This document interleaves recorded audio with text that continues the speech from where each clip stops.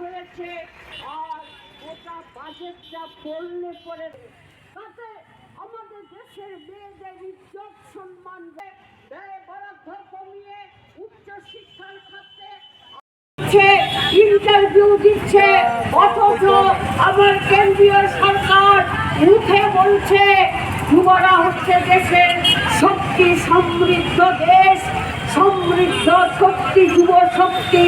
সেই জায়গায় যুবদের সঙ্গে প্রতারণার নিকৃষ্ট উদাহরণ হচ্ছে এই যে বাজেট। এই বাজেটের মধ্যে বেকার সমস্যা সমাধানের কোনো পথ বা রূপরেখা তুলে ধরা হয়নি।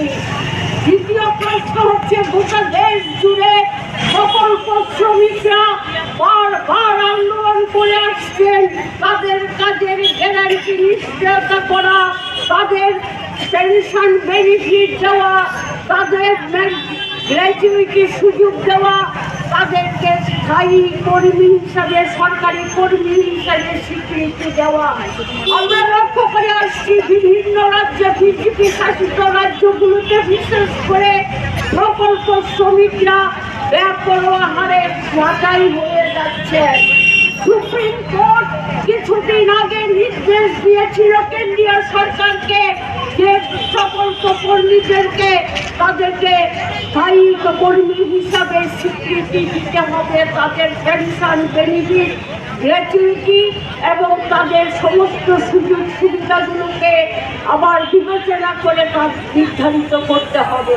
আশ্চর্যজনকভাবেই এবারকার বাজেটে এই প্রকল্প শ্রমিকদের তাদের জন্য কোনো রূপরেখা নেই।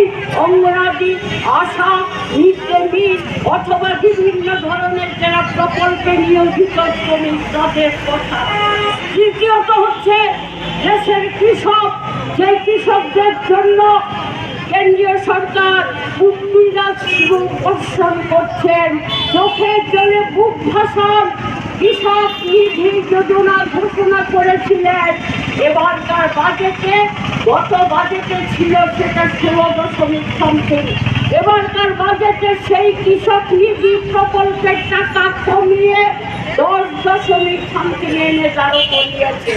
দেশের কৃষক, অন্নদাতা কৃষক আর কৃষক থাকবে না, তারা ক্ষেত মজুর, দিন মজুর, ভূমিহীন অথবা ঠিকা কাজের শ্রমিক হিসাবে আজকে তাদের জীবিকা নির্বাহ করতে হবে। কৃষি